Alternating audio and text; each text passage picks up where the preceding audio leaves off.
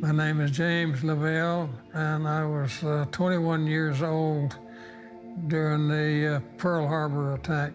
I was on the USS Whitney, and it's a destroyer tender. In other words, we carried supplies for destroyers.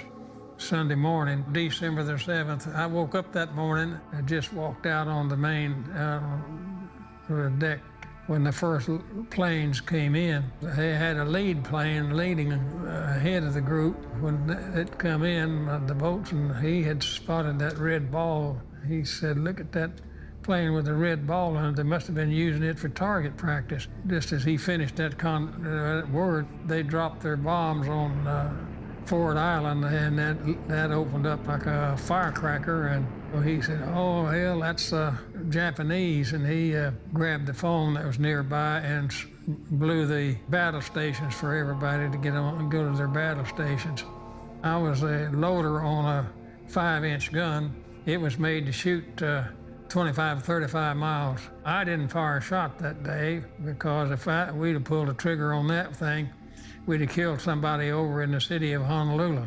I could see those ships being hit and catching fire across from us. When the torpedoes hit the Arizona, it exploded. The big plume of smoke and stuff went straight up in the air.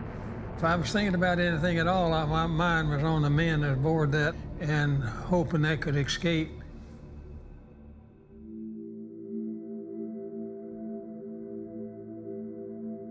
From 1950 to 1975, I was a member of the Dallas Police Department. I fell in love with the work in the homicide division. It put me up against a criminal, our minds against each other, and I had to dig out of him what he had done, and it became a contest. I enjoyed my time in the police department.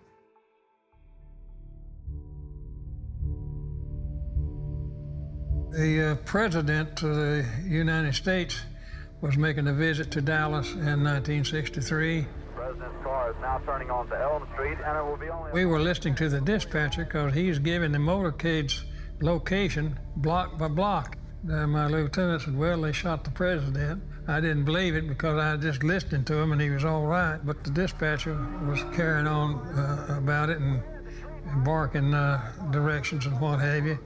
So I realized he's telling me the truth. About that time, the sheriff's department reported an officer was being shot in Oak Cliff. A homicide has to go when an officer gets shot. So I called my lieutenant and I said, "Who you got covering that officer?" And he said, "I don't have anybody." I told him, I said, "Well, I'll take it." As a result of me going out and being assigned the murder of Officer Tippit, any prisoners that was arrested connected with his murder was also assigned to me. In fact, one of the first that was brought in was Lee Harvey Oswald. He was very polite and answered my questions.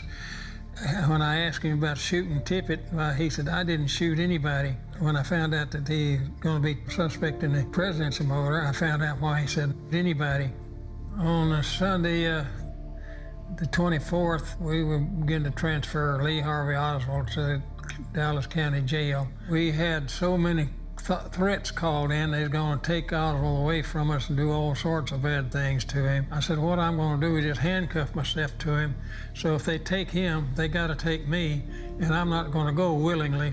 Just as we was getting ready to go down, I told him, "And Lee, if anybody shoots at you, I hope they're as good a shot as you are." He kind of laughed. He said, "Oh, nobody's going to shoot at me." As we walked into the basement, I saw Jack Ruby. He was standing in the crowd of reporters and police officers. He had the pistol in his left hand pressed against his leg. I was able to reach across and catch him by the shoulder because I had jerked on Oswald trying to pull him behind me, and I was pulling him towards me.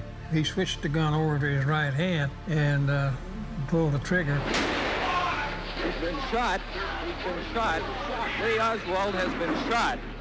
There's a man with a gun. It's absolute panic. Bob Jackson snapped a photo of Lee Harvey Oswald and myself, which won a Pulitzer Prize, and it has been printed more than any other Pulitzer Prize picture.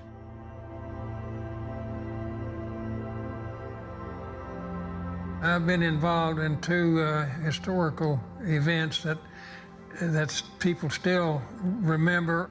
and they both happened on a Sunday.